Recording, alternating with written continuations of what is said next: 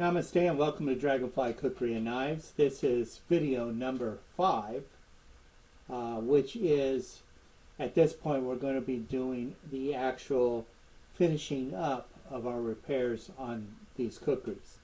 Now, I did go over a little bit on the last video, but I think I got majority of the important information at the tail end of where I tell you that to check me out on Blue Dragonfly Trading Post and leave comments and questions there, and also the little tag for visiting my website. That's all that got cut off.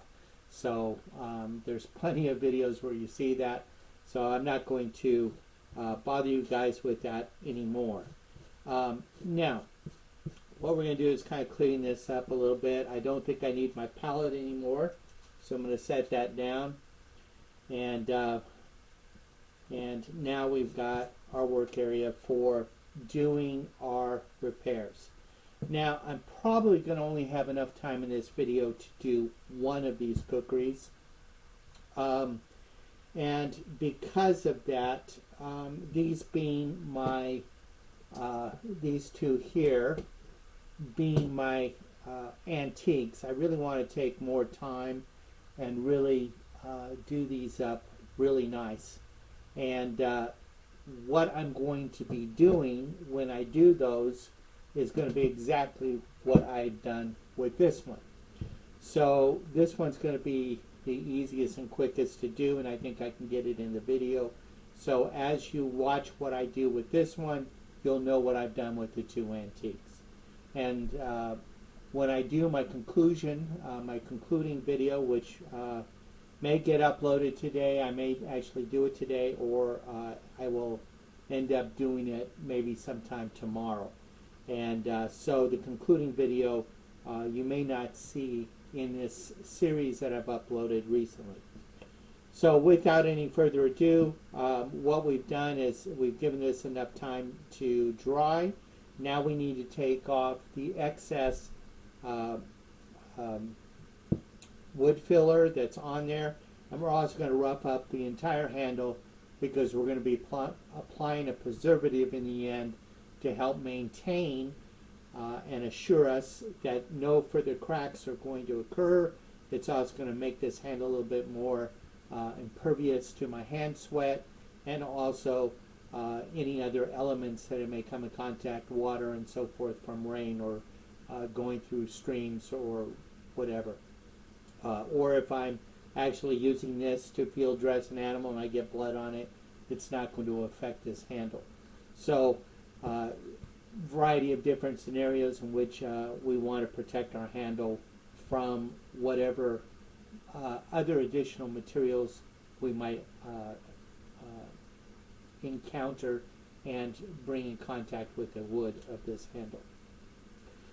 So without further ado, right now I'm going to be using a 120 sandpaper that came in this this sanding kit. So it has a nice wood block here. For me, it's not really wood block, it's like a rubberized, but pretty firm and easy to hold, no hot spots, and it's small enough to use on this round surface. Now, your wood grains are going this way. Normally when you sand, you want to sand with the grains, not against the grains. So what you're going to see me do is go along here. Now I have a metal bolster here and a steel bolster and a steel buff plate. I don't want to scratch this up. I can buff it out with my Dremel or whatever, but I don't want to create more work for myself than I don't need to. So I'm going to take my time and be careful when I get close to the metal parts that I'm not going to scratch it with because I'm not wanting to sand that. That didn't get a crack. What I'm doing is I'm sanding. Make sure I remove excuse me. Since my neck surgeries, when I do talk a lot, and I've been doing that with these videos, my throat gets a little dry and I end up coughing. So if I end up sounds like I'm hacking up a lung or something, I'm not. It's just an extremely dry throat, which is a byproduct of my neck surgeries. So like I said, I'm going to go ahead and I'm going to sand this entire handle. Now I'm not reshaping the handle, so don't go nuts on this. All I'm trying to do is mar this surface so that it becomes more absorbent of the preservatives that I want to introduce to it. So I'm just going to lightly sand this with this 120. I might follow up with a 220 just to make sure that it's nice and smooth, comfortable to the hand, or you can just leave it at the 120. It doesn't matter. It's up to your personal preference. So I've got that part. I'm going to take my shop rack and I'm going to hold the blade with that so I don't cut myself as I'm turning this around in my hand. Okay, now I'm going to start going up here at the handle. Just remember, we want to rough it all up so that it will be able to be absorbent of the preservatives that I'm going to add. Now, I like the integrity of wood. I like the feel and the texturing. I like natural woods. Part of the attraction of owning Kukris is that they use natural woods. It's not stabilized wood like we talked about in the previous videos. Now the ring is a little bit more trickier, so you will go not necessarily with the grain, but you just want to rough it up a little bit, enough to where that too is going to get protected by the materials that I'm going to be introducing to this handle to preserve it. And Simon, if you're watching, you're getting nervous because I'm marring up your beautiful handle here. Trust me, I want it to last, so that's the reason why I'm doing it. No need to get overly concerned. I do this with my own Kukris. Not necessarily all of them, but the ones that I intend to use, I definitely do. All right, so that's pretty good. That's good for what I want to accomplish. If I see any shiny spots that looks like I may have missed, I might go back over and kind of just hit it again with some sandpaper before I apply that final amount, but there you go. Now I can take my shop cloth and I can wipe the handle a bit, kind of get all that sawdust off, because the next stage is going to be applying the dye. Now I'm going to move up, zoom in a little bit more so that you can see the process that I'm going to do here. Okay, so here's our, hopefully you can see it. I can't really tell even wearing glasses. It's a little hard to see on the screen, but I think you can see where the tan line is. I'm rubbing my finger. It feels very smooth, which is nice. And I'm going to leave it at the 120. It feels good enough to me, and I think that's fine. And I'm going to clean up a little bit. You can use your thumbnail to get the stuff that's on the steel. And this is a almost dark mahogany color wood, or like a walnut. Now I've used, I know pretty much the pins I go to now with these, and I usually use the mahogany. I do like the cat's markers a little bit more than I like these. The wood finish stains markers by Minwax, because this takes a little bit longer to dry. Although this is a very good product and it does work very well, and I have used it.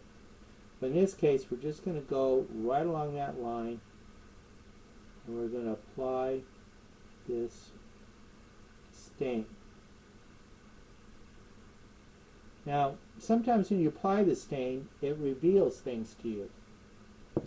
In this case, it revealed that I didn't put enough of my wood filler in this spot right here. I could have put a little bit more in there because I can still see my trough. And that's okay, because what I can do now is, I got this stain there, that's okay, but I'm going to go ahead and get my paper back up here. Fortunately, I didn't throw it too far. And I'm going to put a little bit of my wood filler. Don't need a lot because it's only a small area. Now, granted, you've seen me do the stain, and you can see how well that works. Up in this area, you can't see the line or anything. It's only when you get close to the bolster where I didn't fill it enough. And that's where you see the trough. That's it. So I'm going to get a little bit of this filler, and I'm going to go ahead and reapply. Okay? I'm going to make sure that I'm getting that in that what's left of the trough there. And if I get spill over and I get it onto the bolster, it's not that big of a deal, easy to clean, like I demonstrated with my fingernail. So I want to get right up there so that I'm getting that trough. And as you put it, it'll also reveal what is hidden to your sight as well. Maybe I didn't fill as far or as much as I thought I did.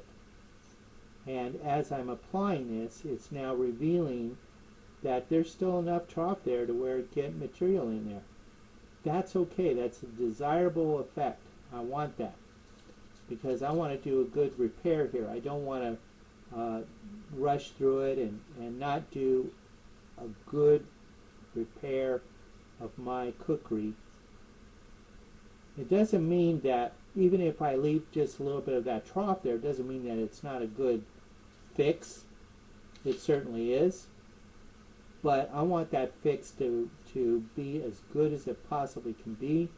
I want it that filled right up to the top. I want to make that line disappear. It's kind of my end game here. Okay? So now that we've got that done, as you know, I have to let it dry. It's probably not going to take 15 minutes because it's not that far in it. There's just a little bit on the surface that I have filled up. So this is the process that I do. I've roughed up the wood so that I can apply my material that I want to impregnate this wood, to preserve it, to keep it from cracking, developing any further cracks. But as I applied my color, it revealed that there was still a little bit of a trough there. And I want to make sure that it's a good fill, so I went ahead and refilled it again. So when this is dry, I'm going to repeat with sanding, applying my color. Then then I can start applying my preservatives to preserve the wood. This is exactly the same process I'm going to do with my antiques, where I'm going to sand them, and if there's anything that's revealed where the trough is not completely filled, I'll go back and do exactly what I did on this. So this may be a process that may take me no more than 2 times usually, sometimes maybe 3 if it's a real deep crack like what you've seen with my antiques here. So that's pretty much it for video number 5. Okay, there, 5. And hopefully it's enough material to show how to do this repair, get it to its completed state. By the time I'm done, my repair should look like one of these where you can't even tell where that crack even appears. Okay, and or like this one that had the catastrophic crack. It's pretty much healed and out of sight. You can't see it. I have a dye. I've put the stains and dyes there. It's now ready to receive my preservatives. So that's our goal. That's what we want to accomplish, and it's very simple. Not very costly. Most it's going to cost you is your time. Hope you enjoyed these videos. Stay tuned for the conclusion, where I talk about the preservatives and kind of recap what this video series entailed. I'm sorry this was a long series, but I think it very well covers all the information you're going to need to do your cracks. You're going to have a good understanding why and how these things happen and how to repair them. Thank you very much for watching. Please subscribe to my YouTube channel. Leave any questions or comments there and suggestions. Subscribe so that you get future videos that I upload, also where you can follow the series like this. And visit me on my Facebook page at Blue Dragonfly Trading Post, where you can leave questions and comments there as well. And by all means, visit us at Dragonfly Kukri and Knives, where you can find well-made, high-quality, handmade, custom-made kukris for your enjoyment and use. Every kukri we make is built to be used. They're not designed to be wall hangers. Thank you very much for watching. Namaste and God bless.